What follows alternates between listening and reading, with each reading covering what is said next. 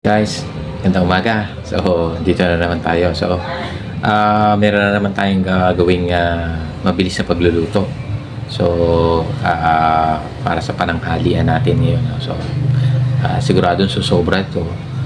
Pero, pwede na rin nating maging hapunan ito, ulam. So, samahan nyo ako. Magluluto tayo ng kare-kare ngayon. Halika kayo. Okay, so guys, umpisa natin dito sa mga gagamitin natin. So, meron tayong gulay, meron tayong kalabasa, pechay, sitaw, okra, at talong. At ito naman, baka tayo ay kulangin sa kaldo. So, yan ay frozen kaldo. At ito ang ating atsuete na binabad sa tubig na gagamitin natin pampakulay. Peanut butter, hindi mawawala yan. At mas marami, mas masarap. Ito naman ang ating pinakuloang oxtail or buntot ng baka. Ito yung napakuluan na natin. Pinepare na natin to. At panggisa natin sibuyas at bawang. So yan po ang main ingredient natin. At so ito na nga, bubuksan na natin ang apoy sa ating talyasi. Talyasing gagamitin ko kasi siguradong mahirap sa kawali. Aapaw yan. So mantika, painit na tayo at igigisa na natin ang ating unang bawang at sibuyas. So yan lang po, pag mainit-init na, igisa na po natin. Alam naman po ninyo paano na magisa. Basic na yan, basic yan. So ayan po, pag golden na siya, sama na natin yung ating sibuyas po. So yung pong ating buntot ng baka ay ipin-pressure cooker na po natin kahapon. At hindi naman po natin pwede pakita yan dahil sa tatagal po tayo. So yan po, sinama na natin ang sibuyas at gisa rin po natin, papula-pulahin po natin. So ang buntot po ng baka ay pin-pressure cooker namin ng 40 minutes. So again, tinuruan ko na kayo dati kung paano mag timer ng paggamit ng pressure cooker. Kapag nag-umpisa po siyang sumirit, doon po natin uumpisa ng timer natin kung gaano natin katagal gustong palambutin kung ano man yan. So 40 minutes po para dito sa baka. At nang lumamig na po ay atin na po itinago sa freezer yan. Kasi hindi naman po palaging niluluto namin agad. So pinipreser po namin muna yan pagka naisipan po. Ayan, tsaka po natin na niluluto. So ngayon po, ayan po, umpisa na natin. Yan po ay parte ng buntot ng baka. At ihulog na nga. Sabi ko kay Papa, ihulog na po ang lahat. At dyan na po natin igigisa naman po sa patis. So ayan po, kaya pan sumama. At medyo frozen pa po yung ilalim So ayan, pinakamaganda. So makikita nyo po, sama-sama na po dyan. Mamaya po ay lilitaw dyan yung para makilala nyo kung na talagang buntot siya. So masarap ito. Ito po ay isa sa mga paboritong pagkain din po, all-time favorites ng Pilipino po. Yung iba po dinadayo pa yun sa ibang lugar. So ito po ay recipe ng aking late mother. At kami naman po ay napakahilig din dito. Ayan, so pati ginigisa na po, pampalasa. So pakuluin lang po natin. At so ayan, kitang-kita nyo na lumabas na ang mga buntot, yung parte ng buntot. Kanina lang hindi nyo pa makita. At pag nakakulo na yan, siya naman nating sasamahan ng ibang ingredient. So tuloy lang po.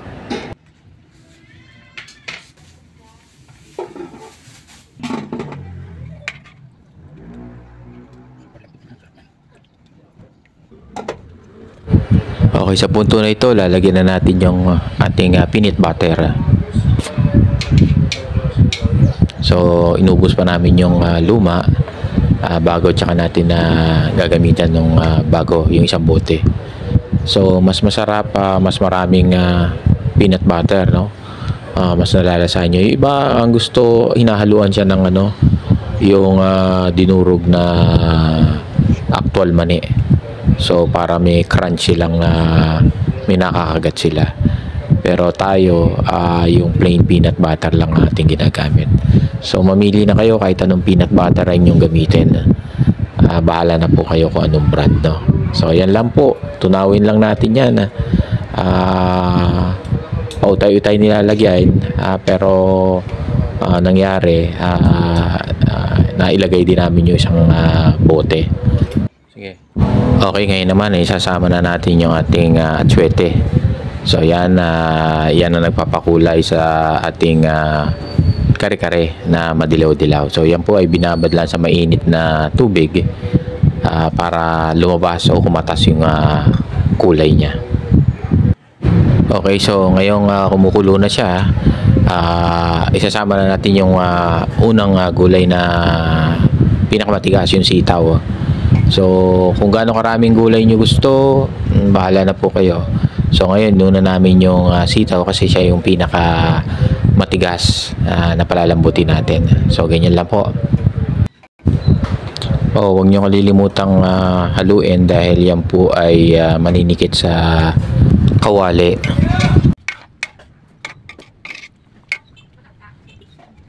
Sandaling takpan para mas mabilis kumulo. Isunod naman natin yung ating pangalawang gulay, ang okra. Okay, alagaan lang sa halo, no, para hindi dumikit sa kawali.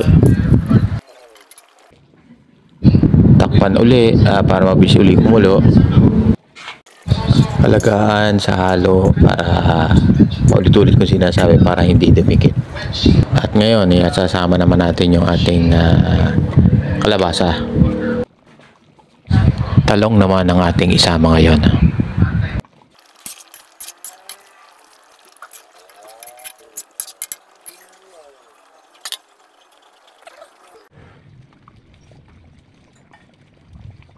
Okay, ngayon yung huling gulay natin, ang pechay. Madali lang kasi ito at pinakamadaling lumambot.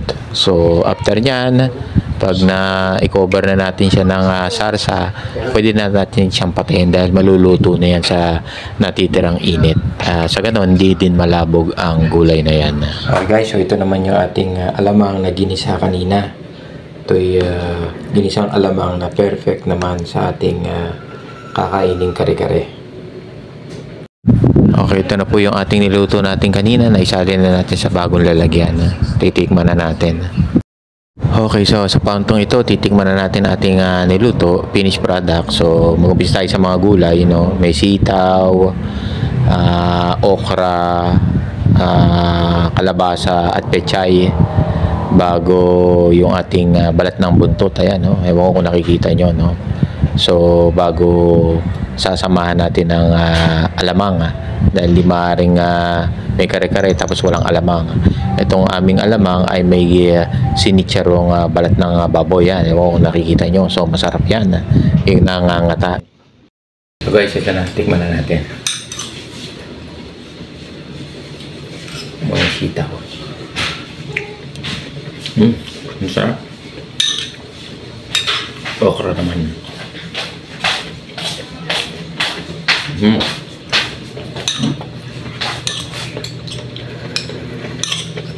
Naman tama labot. Punta tayo sa pechay.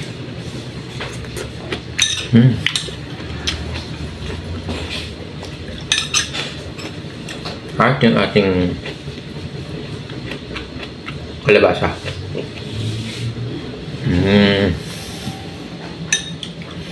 Lasa po ang peanut butter kasi ang peanut butter po isang bote ginamit natin. Ito naman po ang ating balat ng baka.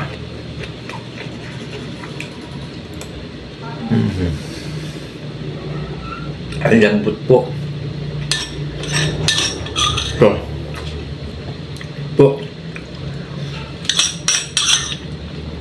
So sana nagustuhan po ninyo at napakadali naman pong sundan yung ating pagluluto. Subukan po ninyo at tiyak na masisiyahan po kayo. Salamat po.